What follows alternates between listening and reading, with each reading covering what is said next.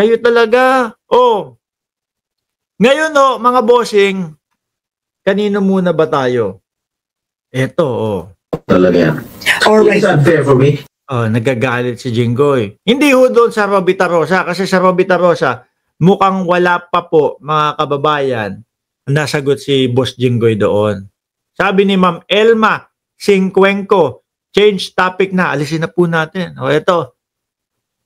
Sinisira niya ang aking reputasyon. Yan po yung mga nabanggit ni Boss Jinggoy doon sa mga binitawan po na salita na pinangalanan siya ni Bryce Hernandez na isa daw po siya sa tumatanggap ng pera, mga bossing, galing doon sa mga flood control project. Ngayon ho, rinesbakan ni Boss Jinggoy si Bryce Hernandez ho, mga kababayan. Sabi ni Chi ng Cereza Post, yung puwet mo nasira, nagdugo nga daw. Mamaya na yan, palit muna tayo, dito muna tayo, sa flood control, no? Game. Kakasuhan ko talaga yan. Alright. Kakasuhan. Tingin ko ho, mga kababayan, yung si Bryce Hernandez, tingin ko ready at ramdam ko, alam niya na posibleng mangyari sa kanya yan, yung kakasuhan eh. Kasi naman mga kababayan, biruin mo ang ginawa, talagang naglabas ho ng resibo. Akala ko parang style lang din ho eh. Style mga diskaya lang din ho, mga bossing. Akala ko ganun lang eh.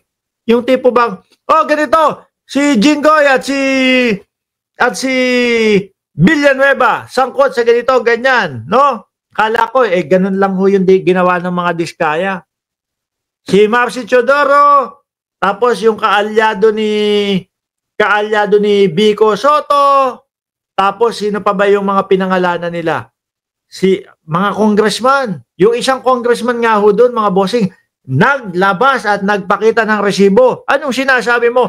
Na humingi kami ng pera sa inyo. Eto, wala ni isa kaming proyekto na ginawa.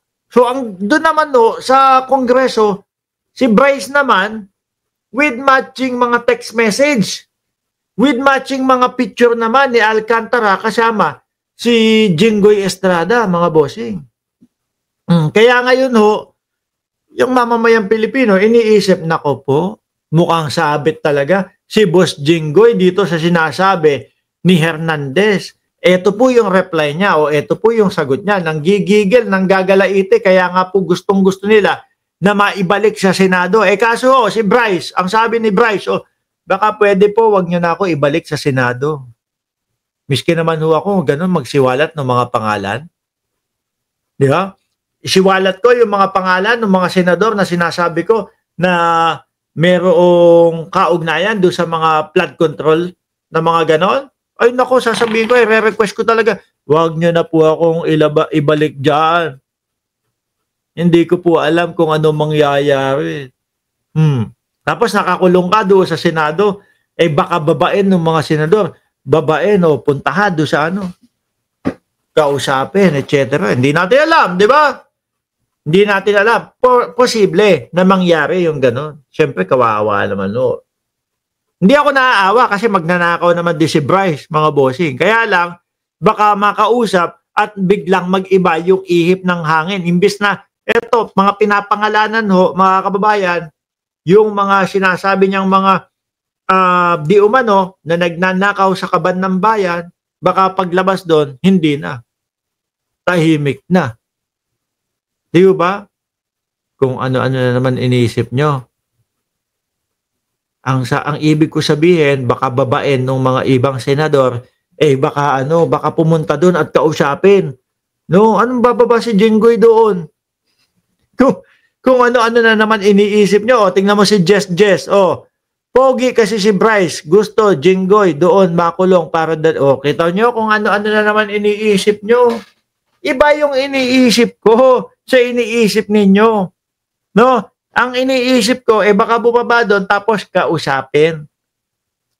Kayo talaga ang beberde ng mga utak nyo. Pakinggan nyo na nga si Boss Jinggoy. Kasuhan ko talaga yan. Alright. It's unfair for me. Kasuhan. Unfair daw sa kanya. Hindi kasi sa mga government official mga bossing, tingin ko normal nang may mga ganyan, etc. Di ba? Tingin ko ang dapat na gawin, sagutin na lang ni Jinggoy. May mga pinakitang mga text message, no? I-debunk niya 'yon isa-isa. Yung sinasabi niya na Beng Ramos, hindi ko kamag-anak 'yun, ha. Tagal nang wala sa akin 'yan. Hindi ko na nga mga nakikita 'yan. Yun, ganoon. Hindi ko na nakakasama 'yan, yung Beng Ramos na 'yan, ganito, ganyan. Gawa-gawa lang po yan. Tingnan nyo yung mga text message. Ganito. Wala po akong stop. Yun. Di ba? Ma-debunk niya. Tapos, yung picture. Yung picture namin ni Alcantara, wala yun. No, naimbitahan niya lang ako sa birthday ko kasi, naimbitahan niya lang ako sa birthday niya kasi sikat akong tao. Senador ako. Gusto nila may mga ganun. Di ba? Yun. Para malinis mo yung pangalan mo doon. Base doon sa sinabi ni Pero yung ganyan, babantaan ko yan, kakasuhan ko yan. Iisipin ng mamamayang Pilipino, nako, ayan na, tingnan mo. Hindi na lang sagutin yung sa kanya, kakasuhan, bakan, Tapos marinig pa, talagang nire-request nila na ipasok si Bryce Hernandez doon sa sa Pasay City Jail. Talagang pinipilit, kailangan po mapasok diyan sa Pasay City Jail. Yang Bryce Hernandez na yan. Sabi ni Sir Chris Angel, Mark Ramos, alam mo ba yung nangyari sa Celebrity Olympics, binatukan ni Jinggoy o Jinggay si Gom? Ay, grabe naman. Hindi ko na yun ha. Siguro bata pa ho ako nun. Prudencio Bracos, reputasyon daw. Hala, mayroon pa ba sila niyan? Meron daw, pakinggan nyo. Sinira niya ang aking reputasyon. Maganda na yung, hindi naman sa pagbubuhat ng sarili kong boto, maganda na yung aking performance. I have elicited a lot of information coming from... maganda na naman daw yung performance ni Boss Jinggoy maayos na ang kanyang reputasyon. Kaya lang may picture. May mga nilabas na picture. Yun yung kailangan niyang ipaliwanag. Di ba? Sabi ni Rowena Takemura Almoranas. Sabi ni Jcas, meron naman siyang reputasyon. Masamang reputasyon nga lang daw. Sabi ni Addictus Rex, reputasyon. Grabe ka. Reputasyon X. Reputasyon. Check. Grabe ka. My performance. Baka may twerkling. Ang iniisip ko dito, si Bryce gusto niya kasuhan. Si Robby Tarosa naman, talagang nagwawala Oy, Jinggoy, pag ikaw hindi ka nag-resign, gano'n, isisiwalat ko, ikakasuhan kaya ni Jinggoy yun. Kasi hanggang ngayon, tuloy-tuloy ho yung si Robby Tarosa, mga bossing. Andali lang, hagilapin natin, baka mayroong bagong post. Robby Tarosa, naku, menu post, ayan. Sabi dito, ayaw daw akong patulan sa social media. Pero sabi mo, ayan. Ayan, nakita nyo?